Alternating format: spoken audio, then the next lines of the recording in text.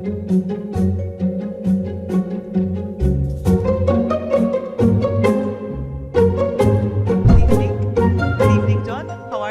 very well, and good evening, everybody. Thank you for coming out tonight. It's my first time in Malta, so very nice to see you all. It is my pleasure to be here with you tonight, and I wanted to start off straight away. Well, our audience knows you already. Do you prefer the term author or writer? And do you make a difference between both? Well, there is a difference, I suppose, because an author is generally the author of something, whereas a writer is more sort of general. So I suppose if I'm asked what I do if I'm at an airport and at security, they say, what do you do? I'd say I'm a writer. Because I write novels, obviously, but I write novels for adults and some for young people. And I write book reviews, I write scripts, I write everything but poems, we were saying outside. I can't, for the life of me, the last poem I wrote was like probably when I was a 15-year-old and, you know, falling in love for the first time or something and writing bad poetry. But other than that, I write kind of everything, so a writer. Yeah, so I will refer to as a writer. Yeah. So what is your life as a full-time writer? This was a very egoistic question, because in Malta, as we were saying before, we do not really have full-time writers, and I wish we had some. I wish I was one myself. So what is your experience being a full-time writer? Well, I'm very fortunate to be able to write full-time, and I've been writing full-time since 2003. Before that, I worked in a bookshop when I was publishing my first couple of books, and then I stopped with my third book and began writing full-time. And it has changed a lot over the years, because in the early years, it was a much more solitary profession. I would say that, you know, you'd spend most of your time at home writing. In the 20-something years since I've been publishing, festivals around the world have, you know, really increased. You're on book tours all the time, you're on festivals. Again, I'd be fortunate that I've published in lots of countries around the world, so you are sort of obliged to do the publicity circuit. And that is fun. It gets you out of the house, and it gets you to meet readers and talk about books. I would say when COVID came along, there was a sort of almost a relief to be able to kind of spend some time at home. But when I'm at home, my days would be broken up between reading, writing, and just, you know, general stuff you do at home. I feel reading is very much part of the job as well. Not just the job; it's a passion. But I feel I have to kind of keep up with books that are out there, contemporary novels, writers who are friends. I need to read books by writers who are my enemies to make sure they really are terrible. So I'm very. It's the life I always wanted to live, and I'm lucky that I got to do it. Yeah. You still wake up at 7:30, like you used to do in 2017? Oh, I get up about 7. I get up at 7, and I'm usually at my desk by about 8:30. Yeah. And every writer is different on this, but I work at my best in the mornings. You know, before lunchtime, that's when I would be most creative. And I also find that there's something about sort of, if you get to lunchtime and you have done something, you have achieved something, you're not saying, oh, I have to, like, later on in the day, I have to do it. You know, once you've got something done, you feel better. So I'm an early worker, usually. I would almost never work at night. So you were mentioning other jobs that you do, though, besides writing. Do you find it difficult to switch between one task and another? No, because they're all sort of in the book world in general. So I don't.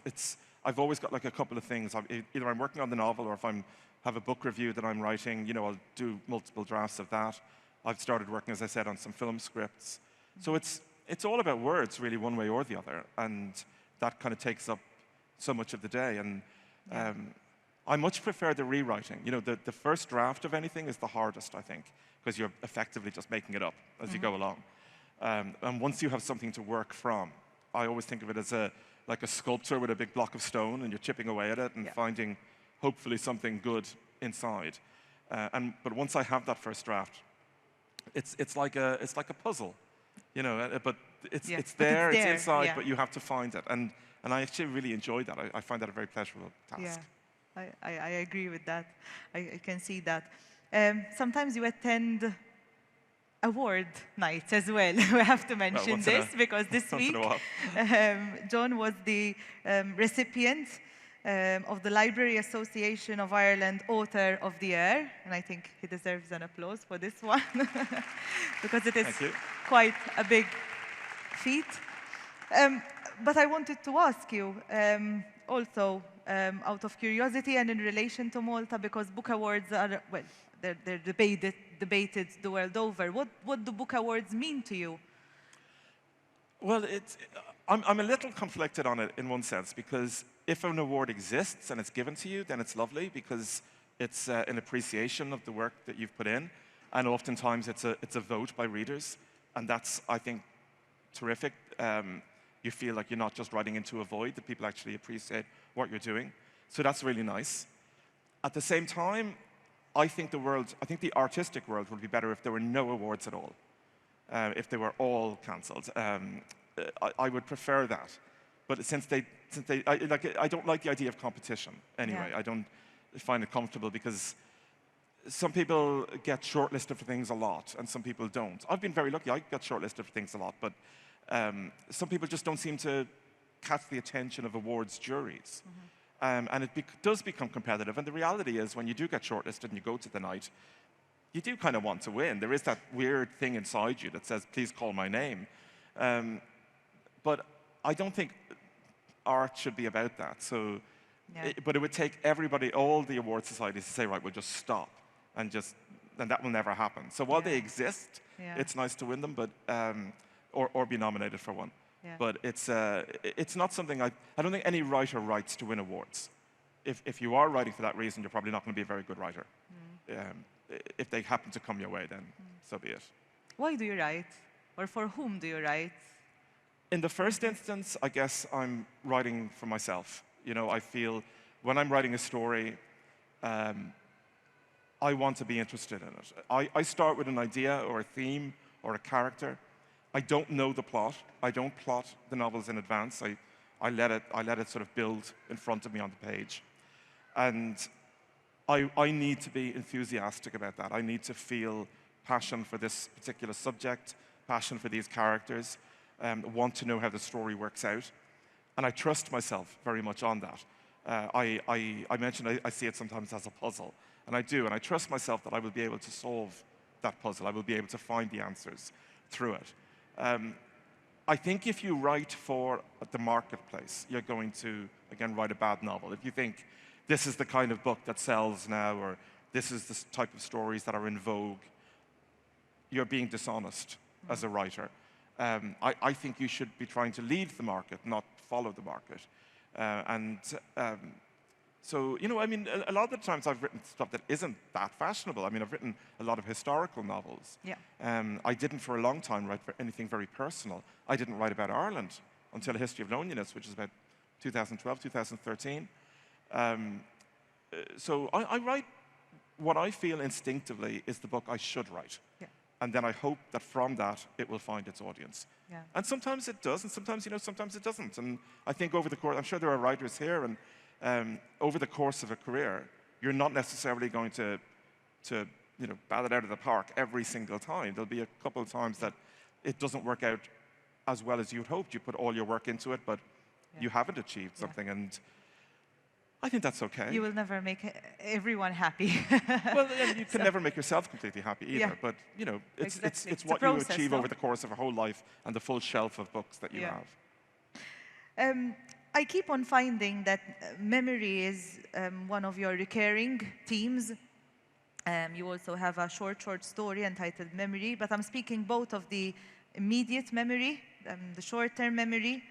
I'm thinking of a passage in All the Broken Places where Gretel comments on Heidi's brain, but also about memories as etchings, long-term memories that you once described as scourged into the heart. So tapping into memory, do you remember if there was a moment in your life when you said, I want to become an author, or was it always something you wanted to do? Or was there a particular turning point in your career?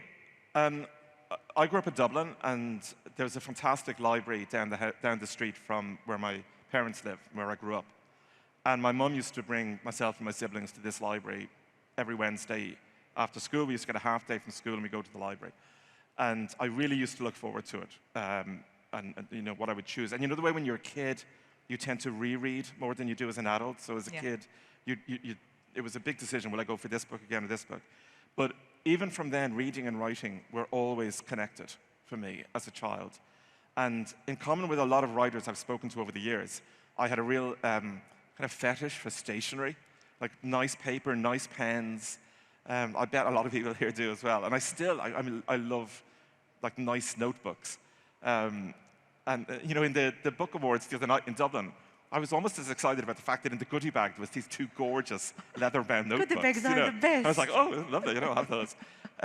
So even from childhood, when adults would say to me, what do you want to be when you grow up? I would always say, I want to be a writer. And they would laugh at me, I guess. You know, they would think this was kind of very pretentious from an 8-year-old. But I don't know, it just felt like it was just always in there. And I was always writing. I can't remember when I wasn't. And I didn't really have a backup plan of something else to do in my life. It was... Yeah. Sometimes that works, no? Yeah, I guess. And I was very focused, very disciplined. And I guess through my 20s, as most published writers would be, I've got a few novels on the computer that weren't published, but each one made me a little bit better, got me better. No writing is wasted. Everything made me understand the form better. Yep. And then eventually, when I got my first novel published, I was ready for it. Yeah. You have spoken about Catholic priesthood publicly in articles, as well as through your novel, A History of Loneliness. And here I have to draw some comparisons with Malta in the sense that we're a Catholic country. For some years, I would describe the church as being almost another political party, and it shaped us in that way.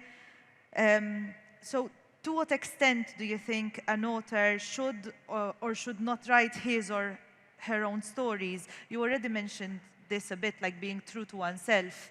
Yeah. To what extent do you feel that you do this? Or Well, firstly, I would never tell another author what they can and cannot write, or what they should or should not write.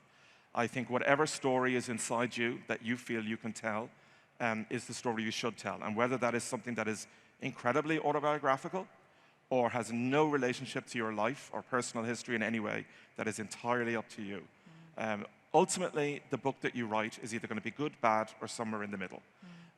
But nobody should tell anybody else what they can and cannot write. I spent, I would say, the first half of my career writing books that were very the opposite of personal. Yeah. That were very distant from me. And I felt comfortable doing that. And it was only when I, as you say, writing History of Loneliness, the first novel I wrote about Ireland, I wrote a lot about the church in Ireland and the church's influence on the schools and some of the more unpleasant things. I won't go too much into it, there are some children here, but some of the more unpleasant things that took place through my teenage years, to my generation and to me. And I think once I started getting that out on the page and felt more comfortable writing about my own personal experiences, then the books I wrote started to change a little bit, and I think got a lot better. I think all those books since then, Hearts, Invisible Furies, Ladder to the Sky, much more personal novels. But it doesn't always, like sometimes you just feel, no, this one I want to write is something, like All the Broken Places. I have no personal history with the Holocaust. Even when, obviously I wrote Boyne, the Striped Pyjamas, but I had no personal relationship to it. I'm not Jewish. Ireland didn't really play a role. It was a neutral country during the war. So sometimes you will want to write something that is actually quite a remove from you, and sometimes you want to write something that is deeply personal. And again, I trust my instinct when I start to write something and say, right, this is what I should write next. Then again, something like the Holocaust is something that really touched you, maybe, because you've written The Boy in the Striped Pyjamas, All the Broken Places, but I see it mentioned also, it does come up in a number of your books. Yeah. When did you encounter this history, this part of our history, and what impact did it leave on you? Well, we didn't study the Holocaust in school when I was a teenager. But when I was 15, on the last day before our summer holidays, my English teacher gave us a list of books And he said, over the summer holidays, read some of these. I won't test you on them, but just read them if you have time. And the first book I read was Night by Elie Wiesel. And I didn't know much about the Holocaust. I was aware of it from sort of movies and TV, but I didn't know much. And it was my first real introduction to the subject. And it really, reading that book had a profound effect on me. And I found it so moving and so upsetting. And I immediately wanted to understand it more. I wanted to know more. I mentioned that library that I often went to. I went down to that library, asked them for advice, what to read next. They gave me Primo Levi. And it started a whole period of my life, really, where I would always go back to either nonfiction works, biographies, autobiographies, novels, watch documentaries, about the Holocaust, always trying to understand it better. And I think the reason we write so much about it and read so much about it is because we are looking for answers that we will never find, but we're still kind of hoping that we might find them. So it started there from the age of 15 and really trying to understand it better. The thing that shocked me in some ways most was this was not something that had happened sort of in the 17th century or the Crusades. This has happened in my parents' lifetime. And in fact, the birth date of Bruno and Shmuel in Striped Pyjamas is 15th of April, 1934, which is my father's birthday, which was kind of to personalize it a bit and to make me recognize how close in time this was. And if it happened so close in time, it could happen again. And it has just been something I've returned to again and again. And in some ways, I think maybe by being Irish and not having that personal relationship to the story, I've been able to come at it a bit as an outsider and tell stories in a slightly different way. Another terrific novel about the Holocaust, some of you might have read it, is The Book Thief by Marcus Zusak, who's a good friend of mine, and this book is actually dedicated to him. But Marcus is Australian, and that was a huge hit and a really terrific book also about the Holocaust. And we've sometimes said to each other that maybe by being outsiders to it, it has helped us kind of have a fresh take on it in a way that perhaps a Jewish writer or a German writer who will have so much family history and so much trauma from the past. It's not that it's a better or worse way to write, but it's just a different way to write. Somehow I feel that something like the Holocaust and World War II is something we never learned anything from, because we keep on repeating the same mistakes as we are seeing with the war in Ukraine, in Syria, and in Palestine. Do you feel that maybe you need to distance yourself, to have some distance from a history to write about it? I think you do need some. I mean, I wouldn't want to sit down and write a book about COVID, for example, because I think we're all sick of COVID. But I don't, it would just, it's too soon. I remember a few years back, like everybody in Ireland was writing about the banks when the banks all collapsed. And I felt, it's a bit, I was kind of sick of it, So I think a little bit of space and time in history is probably good for approaching something. But then again, somebody could write something genius. Like I say, I'm not, I hate when people tell people what they should and shouldn't write. So, of course, yeah. You already mentioned some books that left an impact on you. People now, maybe. Who are the people, maybe authors themselves, who left an impact on you? Well, there is certainly one contemporary author who's had a huge impact on me. I have a tattoo on my arm here, which says, "We are all terminal cases." And that's the last line of a novel. I don't know if anybody can guess what the novel is. No? Well, the full sentence is, "In the world according to Garp, we are all terminal cases." So John Irving has always been my favorite contemporary writer. And I got into John's books, again, around the age of 16, 17. And I love the emotion in those books, the life stories he tells of young people growing up. He writes often about what he calls sexual misfits, which I certainly felt like growing up, and the humor, the tragedy in his books. So he had an enormous effect on me. And when I published my first book in 2000, I sent him a copy of it with a fan letter, and we've subsequently become really good friends. He's become a real mentor to me over the years.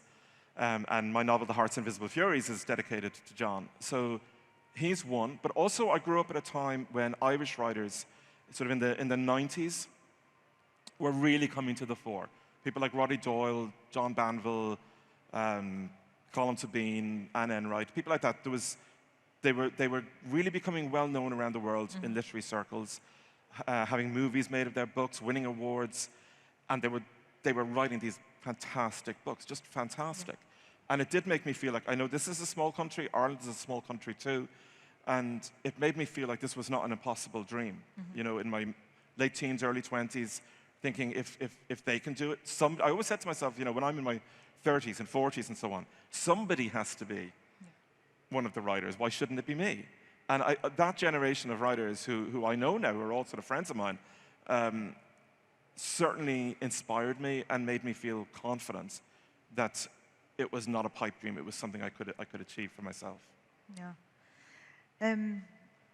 You mentioned the misfits, sort of, but do you feel privileged as an author? I feel that somehow writers, well, I can speak for myself, I feel like I have the privilege to observe society, to have the luxury to write, to have the advantage of history on my side, to have the power of the pen. How do you see it from your end? Do you feel privileged also? I do. I do feel privileged. I feel privileged to have the ability to do it, and also the good fortune to have found, you know, agent, publisher, readership, all the things that you need. Because there's plenty of writers who are very, very talented and who maybe the luck just doesn't fall their way, you know, and that maybe a book doesn't land on the right desk at the right time. There's plenty of people. I know so many people who have stories to tell.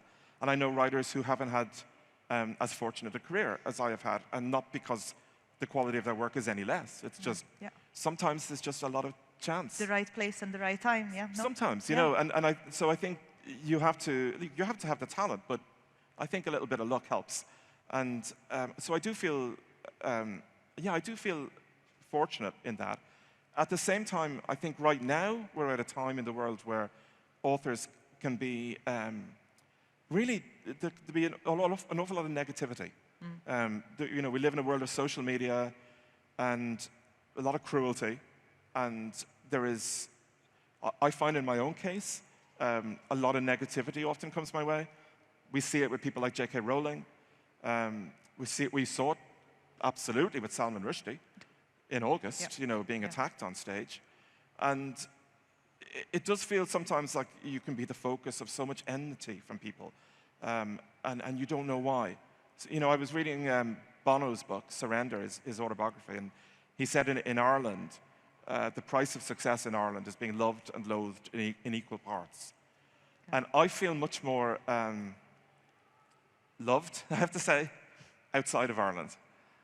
I feel in Ireland itself, I feel under constant attack. No matter what I say, no matter what I do. And I don't feel that when I travel. And I'm not sure why that is. It's a peculiar thing to feel. Dare I ask about your relationship with Ireland?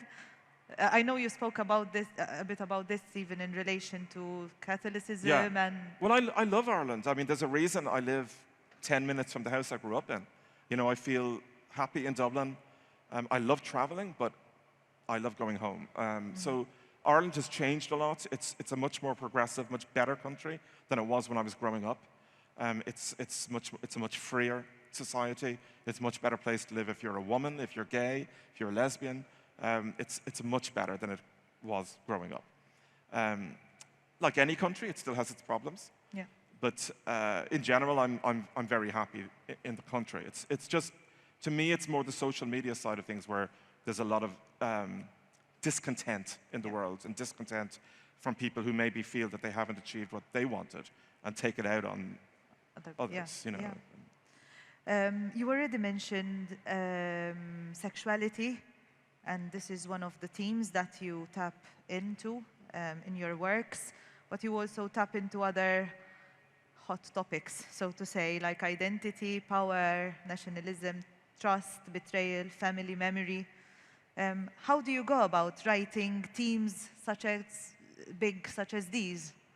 Well, I think when you start, it's not that you say, I want to force these themes into a book. The themes appear from the subconscious. So having published 21 books, you could go through all my books and you can find things that are there that they share in common. But they wouldn't necessarily be things that I have set out to do. I can recognize themes that reappear and that just come back time and time again. But I don't start each book saying, by chapter 8, I need to have, this in, and I have to have this by chapter 12. So I think it's better when it comes from the subconscious. And it's also better when people point things out to you that you maybe haven't recognized. I was with a friend a couple of weeks ago who's a photographer, and he had a new book of his photography. And I was looking through it, and I started to see things in it that he hadn't seen, and I was saying, what this reminds me of. And he was finding that interesting, that like somebody else looks at something that he has looked at so much and sees something completely different. And I quite like that sometimes when people say to me about a book. I noticed this in this book and this book, these two things in common. And I go, oh, yeah, God, I hadn't thought of that. And I think it shows that the subconscious is there and it's at work, and it's all feeding into it. And I think that's the best way for it to arrive. Do you think we have kids with us, no? With us today, yeah. Do you think there are teams, so do you write certain themes for kids and not for adults, or not really? Do you segregate, or? No, I don't, because I've written 14 books for adults, 6 for young people, and the themes are, I think, as mature in each. In the 6 children's books or young adult books, for example, 3 of them are about war, 2 of them are about sexuality, and 1 of them is about grief. And any of those things I could write in the adult books, and any of the subjects in the adults could be in the young people's books. The only difference between the books, I find, is the central character. That I either, the adult books, it's always an adult, and it's all except one book is a first-person narrative. So I feel I need to get as deep inside the psychology of one person as I can. And all the young people's books always have a child that's the central character, but all except one there are third person. That it's almost like I need to be a storyteller, a narrator, telling this story to kids. And again, that's only something I recognized more recently as well. It wasn't like deliberately that way. But I don't make the language any simpler. I don't make the themes any simpler, the stories. I think we live in a world where young people are always confronted by adult problems. Young people go through adult experiences way before they should. And as a writer for young people, I want to have the books for them that might help them through that, whether it's grief, whether it's sexuality, whatever it is. I want to write something that might be a comfort to them at that time in their lives and might help them through that experience. Well, some of the books that really resonate with me, I think, transcend sort of an age group. And I think it is the case with The Boy in the Striped Pyjamas. I mean, it's a book that is read by a lot of kids, but and that's spread out. From adults alike. I do think, I hope that even though I call them adult books and young adult books in my head, I don't see any reason why people on either side can't read the others at all, to be honest. So. Yeah. I already taught you mela. Yeah. That's the word, the first word I taught John, mela. In Maltese, we have the same word for history and story. In both cases, it is the word storia. So how do you go about marrying both? As you well said, the first books that you wrote, so to say, were more of historical narratives. And where do you see the history starting and the story ending? How do you marry both of these? Because it is quite a difficult feat. Yeah. I think the reason I've stepped away a little bit from history is right now I seem to prefer to just rely on my imagination rather than so much research. Even in All the Broken Places, which is partly historical, the scenes that are set in the past are not research-heavy scenes. They're just really about sort of a young girl living in Paris after the war, and it's really just about her day-to-day life and what she's feeling inside, having experienced what she's experienced in the earlier book. Story is very important to me, and I do think, again, there's probably lots of writers, and some young writers maybe here, that the more that you're reading and the more that you're writing, I do think your brain changes a little bit, and you are always open to story, that you're thinking about it all the time, and wherever you are, you're kind of looking around and sort of sponging up sort of ideas. And, Yeah. you know, you never know when someone is going to say something to you or you're going to see something on the street that could be something that you use. Yeah. So I will write more historical things, I'm sure. What I'm writing at the moment is completely contemporary. And, but if something, I feel like I don't want to go back too many hundreds of years anymore in history. Okay. But then, you know, I could be here in a few years' time with a book that is written in the, set in the 10th century, so who knows? But it's just the way I'm feeling right now. Yeah. We've been mentioning your last book a lot, All the Broken Places, and we're going to tap into it also later on. But since we mentioned it now again, would you like to read a bit out of this novel, which is the sequel to The Boy in the Striped Pyjamas? So for those of you who've read Boy in the Striped Pyjamas, you'll remember Bruno's older sister, Gretel, who's 12 in the earlier book. And this novel is entirely narrated by Gretel. It begins in 2022, when she's 91 years old. And she's looking back at her life and the shame, the guilt, the complicity she feels at what her family was part of, what her father was part of, and what she herself was a part of. As well as the contemporary setting in 2022, there are 3 moments from the past that we visit. 1946 in Paris, immediately after the war, when she has fled there with her mother. Then early 50s in Australia. She goes there trying to leave the past behind, as far away as you can get from Europe without coming back. But the past catches up with her. And then also in the 50s in London, when she falls in love with a man, and he happens to be Jewish. And she's confronted with the fact that she is going to have to reveal to somebody this secret from her past. But this short section that I'll read is from early on in the book, and it's the first moment of the past, I suppose, because it's when she's going to Paris. Mother and I escaped Germany in early 1946, only a few months after the war ended, traveling by train from what was left of Berlin to what was left of Paris. 15 years old and knowing little of life, I was still coming to terms with the fact that the Axis had been defeated. Father had spoken with such confidence of the genetic superiority of our race and of the Führer's incomparable skills as a military strategist that victory had always seemed assured. And yet, somehow, we had lost. The journey of almost 700 miles across the continent did little to encourage optimism for the future. The cities we passed through were marked by the destruction of recent years, while the faces of the people I saw in the stations and carriages were not cheered by the end of the war, but scarred by its effects. There was a sense of exhaustion everywhere, a growing realization that Europe could not return to how it had been in 1938, but needed to be rebuilt entirely, as did the spirits of its inhabitants. The city of my birth had been almost reduced to rubble now, its spoils divided between 4 of our conquerors. For our protection, we remained hidden in the basements of those few true believers whose homes were still standing, until we could be provided with the false papers that would ensure our safe removal from Germany. Our passports now bore the surname of Gaimar, the pronunciation of which I practiced repeatedly in order to ensure that I sounded as authentic as possible. But while Mother was now to be called Natalie, my grandmother's name, I remained Gretel. Every day, fresh details of what had taken place at the camps came to light, and Father's name was becoming a byword for criminality of the most heinous nature. While no one suggested that we were as culpable as him, Mother believed that it would spell disaster for us to reveal ourselves to the authorities. I agreed, for like her, I was frightened, although it shocked me to think that anyone could consider me complicit in the atrocities. When we arrived at that other place, I had only gone beyond the fence once, on that single day that Father had brought me into the camp to observe his work. I tried to tell myself that I had been a bystander, nothing more, and that my conscience was clear. But already I was beginning to question my own involvement in the events I had witnessed. As our train entered France, however, I grew worried that our accents might give us away.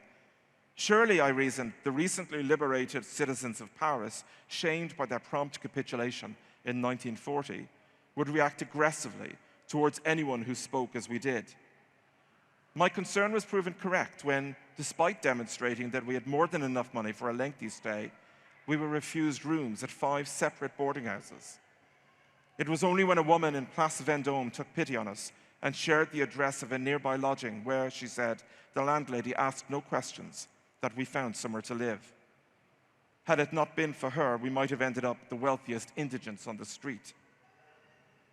The room we rented was on the eastern part of Ile de la Cité, and in those early days, I preferred to remain close to home, confining myself to walking the short distance from Pont du Soleil to Pont Neuf and back again in endless loops, anxious about venturing across bridges into unknown terrain. Sometimes I thought of my brother, who had longed to be an explorer, and of how much he would have enjoyed deciphering these unfamiliar streets. But at such moments, I was always quick to dismiss his memory. Mother and I had been living on the Ile for 2 months before I summoned the courage to make my way to Le Jardin de Luxembourg, where an abundance of greenery made me feel as if I had stumbled upon paradise.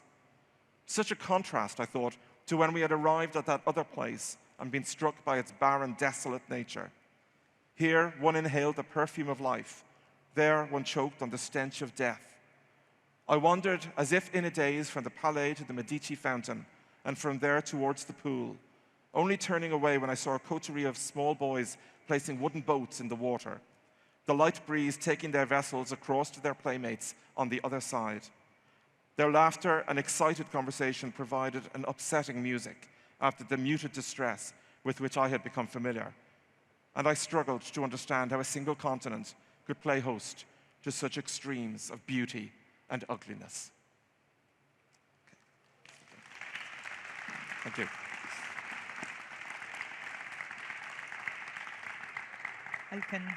I can see why you read this part, in fact. And what intrigues me about this sequel is the fact that as much as it is a sequel, it is also a standalone, as I see it. What was the trajectory and why, maybe after all these years, and how did you go about it? Well, I'd always planned on writing this book. When I finished the early drafts of Boyne, the Striped Pyjamas, I knew then at some point I wanted to return to Gretel and write about her life. I thought it would be something I would write much later in life. I thought it would, if I was in my 80s or 90s, it could be kind of the book to go out on. You know, hopefully it won't be the book that I go out on. But I knew I would write about her, and I kind of kept notes on my computer for all those years called Gretel's Story, and I would, you know, just things I would think of who she might be now, where she might be, what her voice would be, what her experiences would be.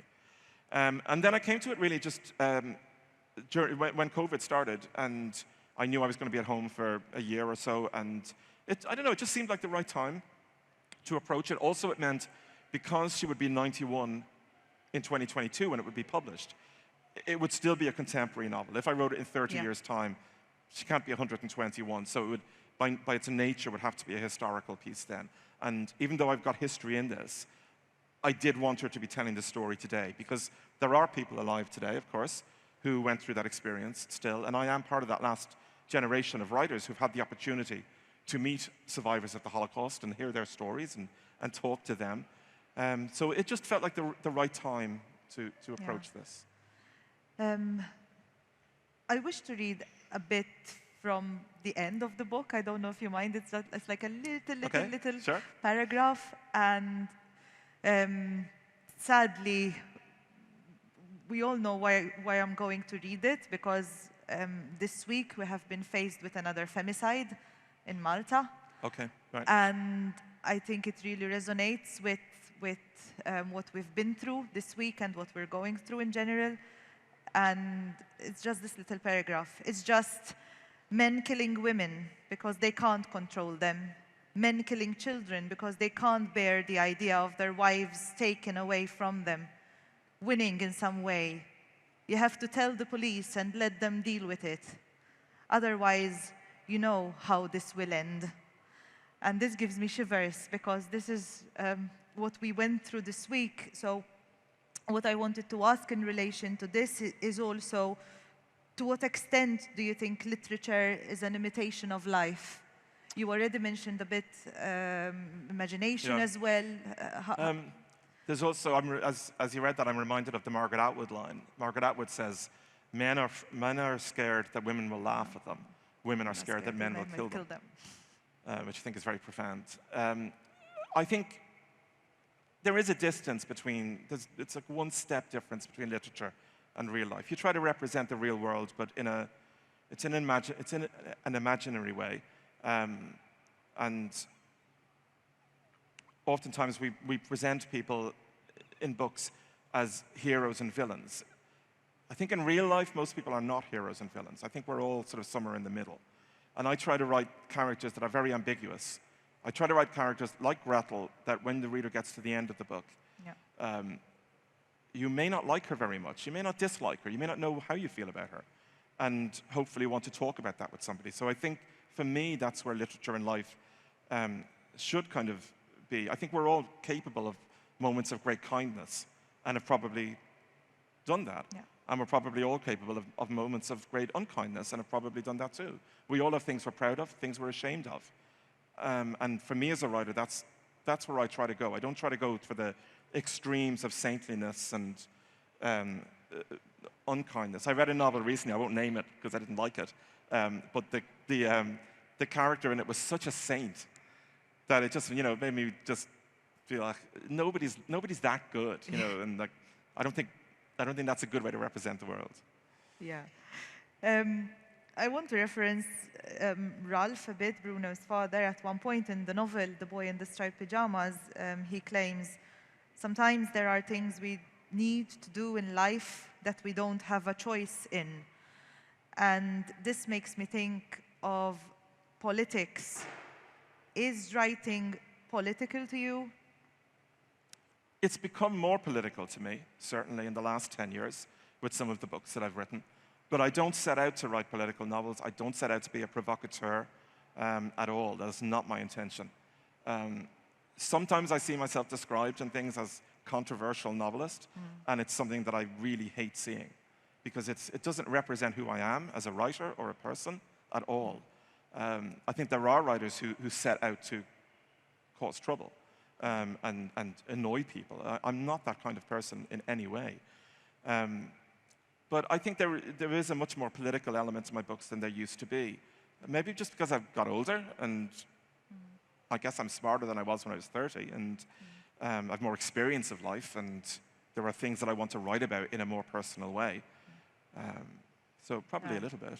I think the fact that you write about a certain or a theme comes up in your work, you have written that work, and even maybe the works that we choose not to write, I think that might be a political choice in itself, as I see it at least.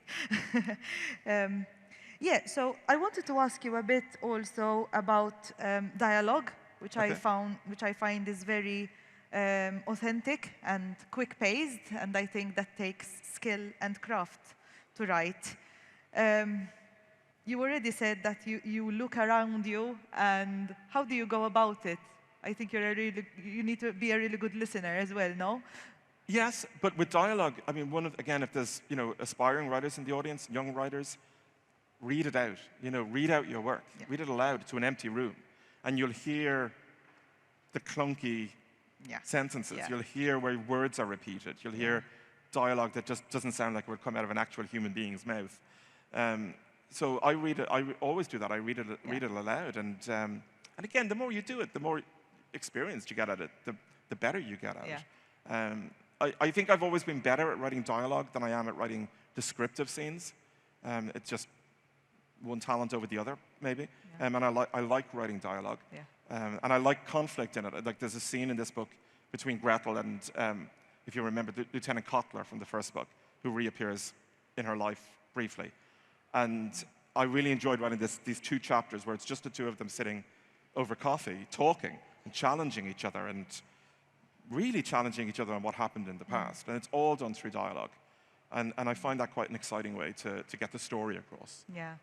And through dialogue, one can be funny as well. And I think I really like the parts where that are more light-hearted, so to say, or more funny in the sense, but also the books such as The Echo Chamber or The Heart's Invisible Furies that have strong moments where comedy comes out. In what way does the tone of voice, the sentence structure and the rhythm affect the comic timing? And can we write anything? Do you feel you can write anything through comedy? I think books should have more comedy in them. Yeah, Especially long books. You know, when I wrote Heart's Invisible Furies, I knew, because it's going to be 700 pages long, if you're going to inflict that on the reader, then, you know, you've got to give them a few jokes along the way. And when I wrote The Echo Chamber, I had a rule in my head. I wanted a laugh out loud line on every page. Yeah. And it was really fun to do it, because I've written a lot of books that are quite sad. Yeah. And I've written a lot of books where, you know, they're narrated by elderly people looking back with great regret at their lives. And kind of breaking that with Heart's Invisible Furies, you know, when Cyril is 7 and living in that house with his adoptive parents, if you've read it, and they're the kind of eccentric ones in the house. They're the idiots, and he at 7 is the adult in the house. And it was really, really good fun. And people always seem to say to me about that book, that's the one they've enjoyed the most. And then to kind of, you know, write a satire on contemporary culture and social media and everything in The Echo Chamber was partly, you know, getting rid of some of my irritation at that world, but also trying to show it up as what a waste of time it can be, and how cruel it can be, and the negativity involved in it, and how damaging that can be to everybody's own psyche. Yeah. You know. Well, I think Irish authors are really good at writing satire or comedy, so Irish authors in general, oh, okay. I think they're really good. You go back to Jonathan Swift and I think it's part of the Irish nature, so to say. I think we need a little bit more of that in our culture here. We have mentioned a number of your books, but are there any books that you regret having written at all? Oh, no, not at all. There are books that I can look at, of the 21 books, I can look at them and say, there might be a couple that I didn't achieve artistically what I set out to achieve, despite my best efforts. But that's absolutely okay. You know, that's just part of a life. Yeah. So, no, I would have no regrets about any of them. Maybe a Zelda moment in one book, you know, where I got a red dye recipe wrong, but other than that. So. We mentioned the Heart's Invisible Furies, and there's a line that says, I remember a friend of mine once telling me that we hate what we fear in ourselves. What do you hate, and what do you fear? Oh, what do I hate? I hate, well, I sound like I'm repeating myself by saying this, but I hate social media. Okay. I hate the nastiness of it. I hate the way that people think it's okay to attack strangers and hurt strangers. And I hate the fact that so many people can have their whole lives, their whole day, ruined by 280 characters. I hate the fact that children and teenagers get way too much of their self-worth from what happens on social media, and also that they feel a lack of self-worth if they're not getting enough likes on it. So I hate that. Yeah. Thank you for saying that, in fact. I think we might want to open the floor for questions at this point. And we already have some questions. There's a hand up back there. There's a mic coming your way, I think. Oh, I'll get you next, Hi. Okay. Hi, thanks for coming to Malta, first of all. John.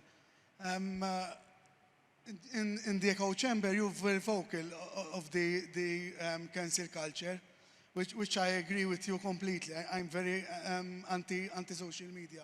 But what do you think, why do you think the society in general is embracing this cancel culture?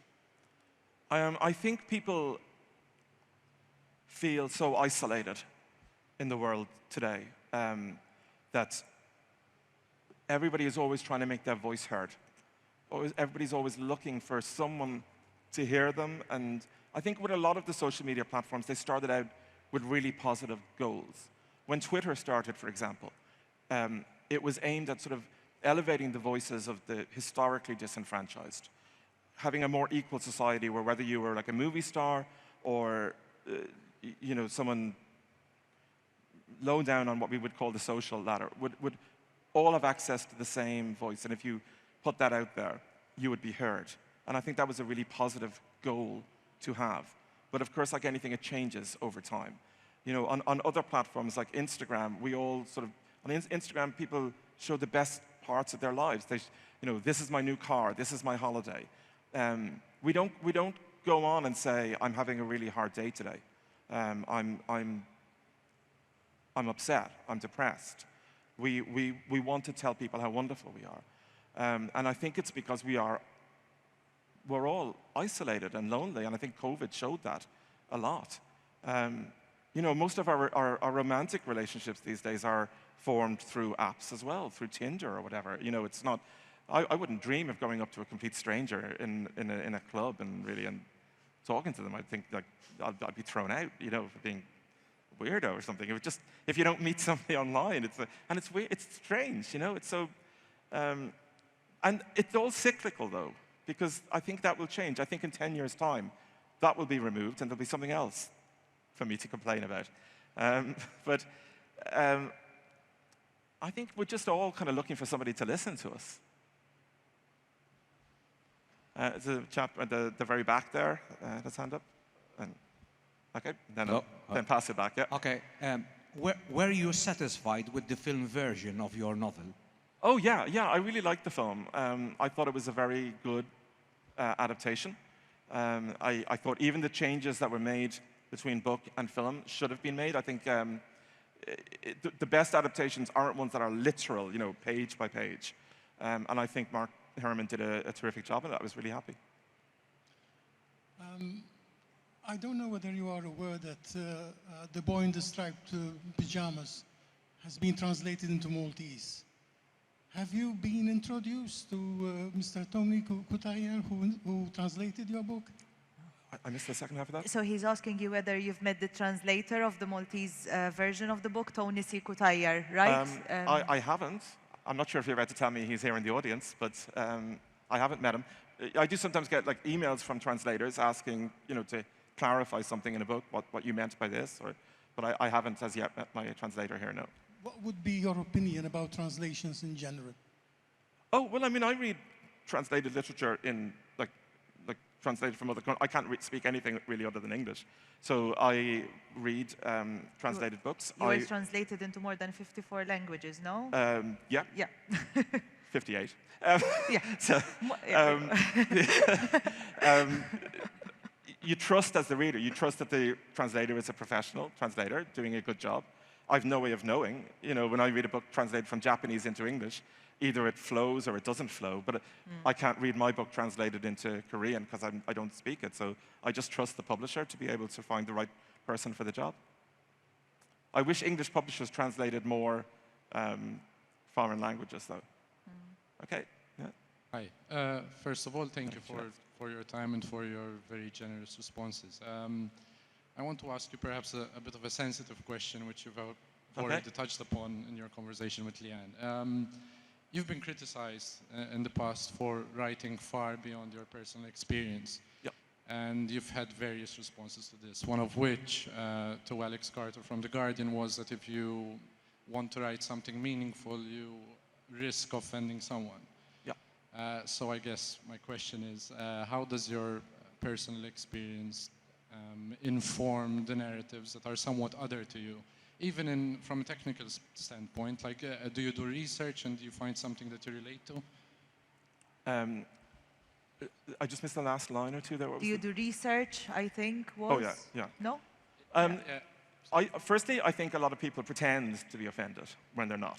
I think the things that people say they're offended by are just ludicrous half the time. And it's all about sort of saying, I'm offended, and I don't believe it most of the time. I research my books as much as I possibly can. I write them as well as I can. Sometimes you're going to make a mistake in a book, for sure. I've made my share of mistakes, and I'm sure most writers have. But I'm not perfect. You know, I'm not a perfect writer. I never claimed to be. My personal experiences as a writer have come in, I suppose, more in A Ladder to the Sky, which I wrote about the writing industry, and about the way different types of writers approach their careers. But I think if we set out thinking, I don't want to upset anybody, you're just going to write something bland. It's not the kind of book I want to read. and it's not really the kind of book I want to write. So. We have a very special one. Yeah. When writing, like, what would you say is like the first step, like, and like how to find inspiration and like the first step, like in general? I think the first step is usually finding the voice of your character. So when I write a first draft of a book, I go all the way through the book without going backwards, trying to get the whole thing written. But except for one thing, I generally write the first chapter several times because I want to find that voice. I want to see who is Gretel in this, or who is Tristan in The Absolutist, or Cyril in Heart's Invisible Furies. And I find once I get that voice right, once I know who that person is, then I know how to sort of tell the story. And I have an idea maybe how Gretel would react if you know, something happens in front of her, or what would, you know, in a conversation. So I find that's the way to begin. Know your central character. That's it. Hi, John. Myself and Oisin are from Ireland too, and we've read some of your books. But would you be able to give us some, or me, some advice to my son to really encourage him to pick up books rather than the mobile phone? Well, firstly, I think it's always a bit of a mistake to tell a young person, you should read this.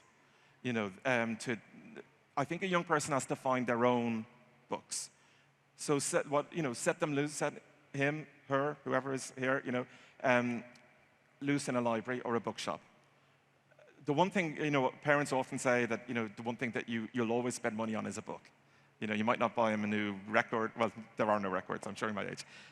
But, you know, you'll always buy books. But I think one book will lead you on to another. So if Oisin or anybody else here finds their own book in a bookshop, reads the back of like 20 books and says, this is the one I want to read. And having read that, if they like it, then you can say to a librarian or a person in a bookshop, I've read this, I worked in a bookshop for years, and I loved when a young person would come in and say, I just read this, what should I read next? And the book person will probably have a good idea. Say, right, well, if you liked that, you're probably going to like this one or this one. And let them find their own way through it, I think. I think when any of us are told, even like if I'm told, given a book and said, you have to read this, you have to read this, it kind of puts me off, you know, it makes me sort of think, I don't want to.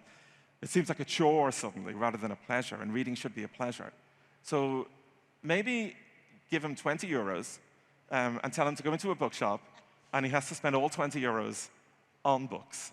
But he can choose anything. I'm almost broke. Okay, he can choose anything he wants. Except 50 Shades of Grey, not that. So.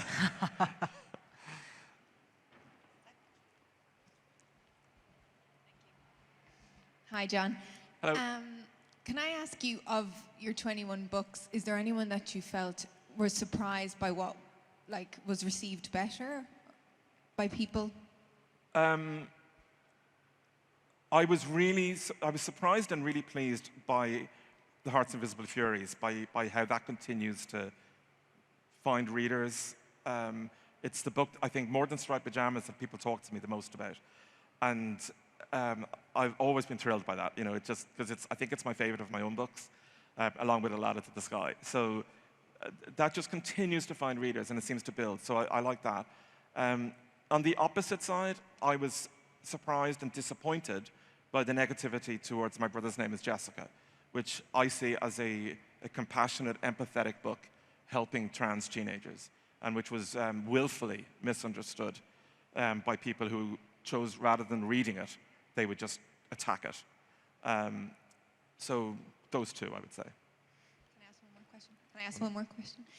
Just in terms of a plot, you say like you kind of get into the book and then you kind of just go from there.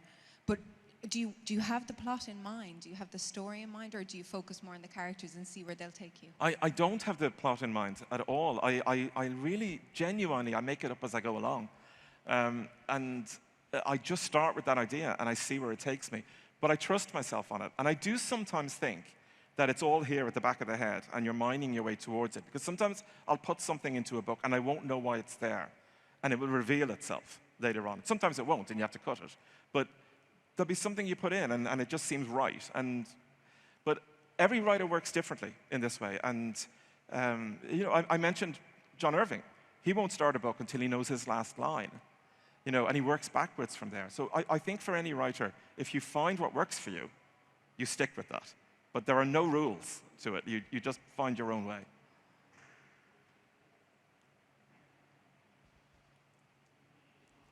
Hello, John. Thanks Hello. for being here.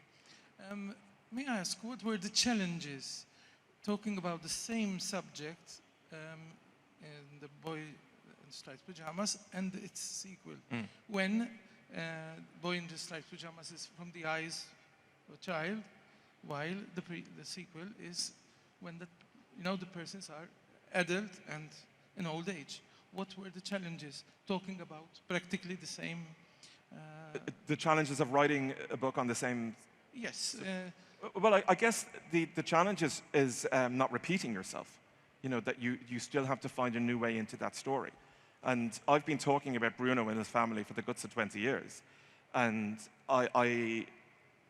one challenge was to find a new way to tell a portion of their story and Gretel's story in this book without just kind of repeating the same thing over and over.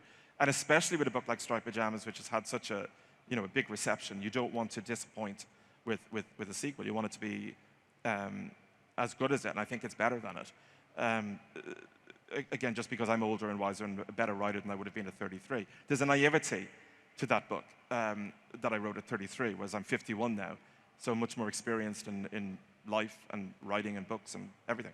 And I think it shows in it, and that's why it makes sense that one has a central character who's a child and one has a central character who's 91. I am literally halfway between those two ages.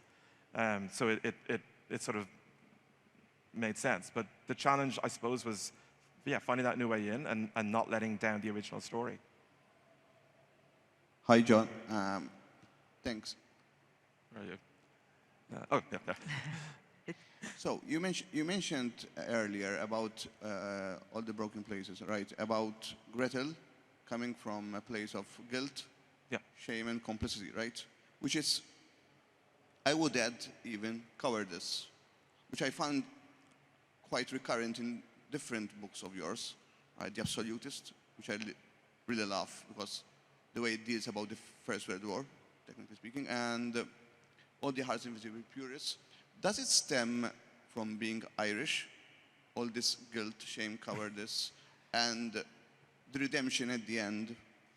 Or does it stem from your afterword, from my brother's name, Jessica, where you say that you've lived a lie for a long time and it was time to kind of come? Does it stem from either of these? Or? That's a good question. But they do, I've never thought about that, but they do say that Irish people are, consumed by guilt, Catholic guilt. I've never really felt I was, to be honest. Anything that I feel that the Catholic Church would have told me I should have felt guilt about, I don't. And never kind of did. In fact, if anything, the opposite. So I don't think it comes from that. And I don't think it comes from the other suggestion either. I'm not sure. I don't know where it comes from, but the complicity element, I do. The complicity element, I know that comes from the fact that what happened to many of us as teenagers in Ireland happened to us at the hands of a very, very small minority, a tiny number of people. But a vast majority of people knew about it and did nothing. And I'm not so much interested in the criminals as I am in those who know something is happening and let it happen. I find that more disturbing in some ways. So I guess I've often write about that, like again, in the history of loneliness, the narrator is not a priest who has committed any crimes, which would have been the easy way or the obvious way to write the book. He's someone who hasn't committed any, but has to come to terms over time with the fact that he turned away, that he knew about it and did nothing. He wants to present himself as being a decent, honorable man, and we get that sense of him for a lot of the book. And then we realize what you knew. And if you knew and you did nothing, you're just as guilty. Yes, over here somewhere, I think. Someone's pointing. How much days would it take to write a book? Where are you? Stand up so I can see you. Where are you? Oh, there you are. Yes. Say it again. Say the question again. How much days would it take to write a book? Oh, okay. How many days does it take to write a book? Well, it can differ. Most of my books take about a year and a half from start to finish, and that's with all the rewriting. Because one of the things in writing is you don't just write it the first time, you have to write it over and over until you get a version of it that makes some kind of sense. So about a year and a half, but I would write the first draft quite quickly. I would write a first draft over about maybe 3 months, because I just want to have that down, you know. But my advice to you, if you enjoy writing, is if you just write a little bit every single day, just a little bit, a paragraph, then after a month, you'll have 30 paragraphs, and that will probably be about 10 pages. And it just takes a little bit every day, and that's what I try to do. If I write 1 page a day even, I'll have 365 pages in a year. So if you enjoy writing and you think you'd like to write, I would say just write a little bit every day. Don't worry if you get it finished in a week, a year, 10 years. You just have to keep the story moving along.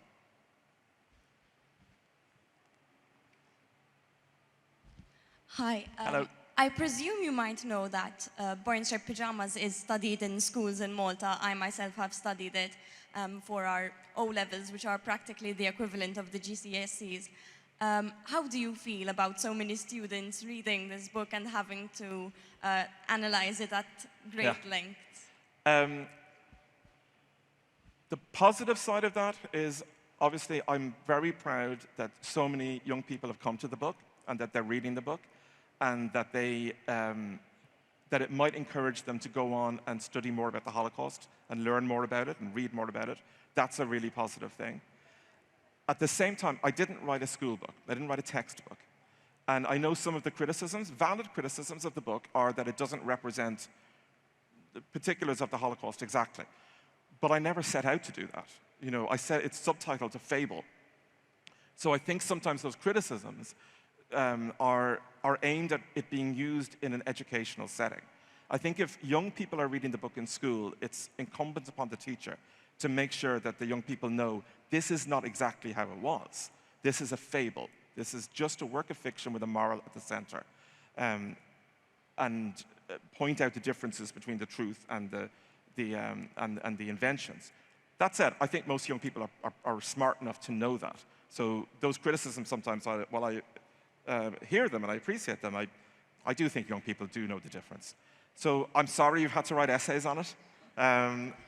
But at the same time, I've gone into lots of schools and I've received things from schools where maybe younger kids even will send drawings or you know, alternate endings, and it's always fun to get those kind of things. You know, it's really great that they've put so much effort and energy into it. Even this morning here in Malta, with the 2 young lads, you know, 9 years old, putting on the show of Striped Pyjamas and learning their lines and being great at it. You know, I mean, to me, I wrote that book in a little room in my rented apartment 20 years ago. And here I am still talking about it in Malta all these years later, and kids putting on plays, people writing about it in school. It does make me very proud. One more, okay. Another, maybe a young person, if we have a kid that might want to. There we are, there's a. Thank you, not so young though. You've mentioned something along the line that Can we just hold the mic a bit that closer? you are more liked outside Ireland than in Ireland. So how do you deal with criticism, especially when it is so close to home? How do you deal with naysayers? Do you completely ignore it, or do you process it? And if you do, how? What is your support structure? No, it's good. How do I deal with naysayers? Sometimes you read something, say a bad review. You read a negative thing about a book you've written. And the negative review is well written. It makes its points in a sensible fashion. And you realize, actually, the point that's being made is right. That, you know, you have, that maybe this hasn't worked as well as in something in a book, and that's okay.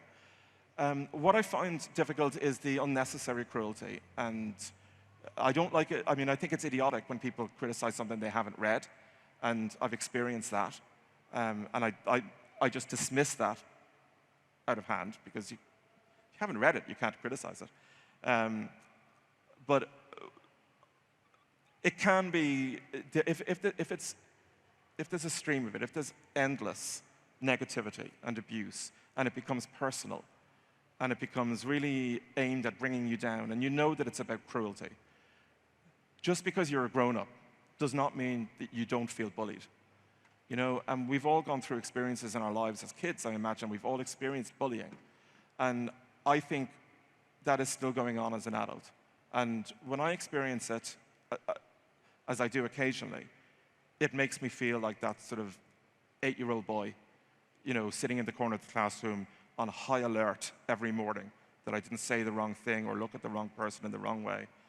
And I won't lie to you, I won't say that it's water off a duck's back, because it isn't. It can be very upsetting, and it can be soul-destroying, and it can make you wonder why you bother writing at all.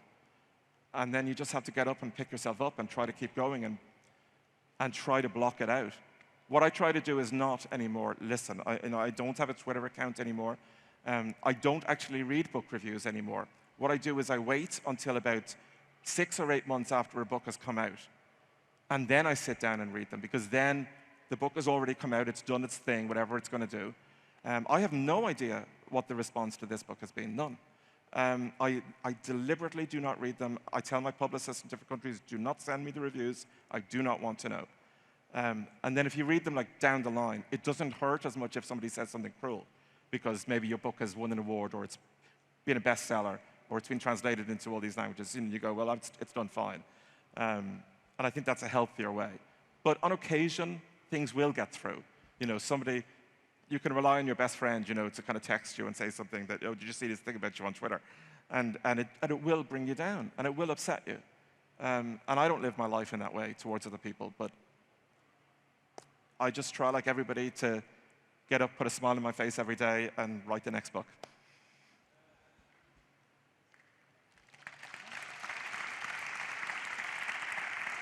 Do you have time for another one? Oh, one more. One more, okay. Hi. Hi. You mentioned research earlier on. Do you feel that it would make sense to do the research once you have the theme in mind? Or since you also said that you sort of make up the story as you go, do you feel that stopping to do some more research would stifle the flow of your writing? No, that's actually a really good question, because oftentimes I will write about something that I have a pretty good knowledge about, but I don't know everything about. And I don't do the research before that first draft, in a way. What I prefer to do in the first draft is have the story written. And then at the end of that, I know all the things that I don't know, that I need to go and find out about. But what I worry about is if I spend, say, 6 months researching something, but I haven't put a word on the page, you know, nothing is there.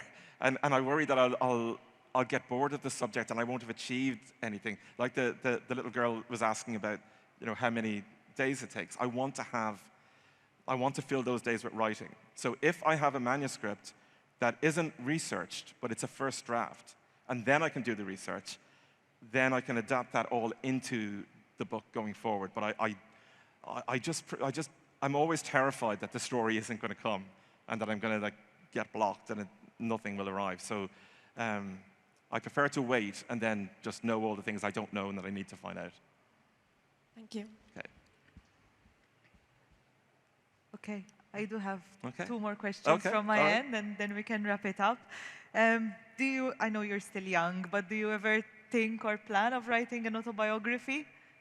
I have thought about it, and actually I've made lots of, like, some files on my computer where I've written sort of essays now of like memories of different times in my life, and included various articles and so on that I've published over the years in newspapers and magazines and so on, to try to do it like that.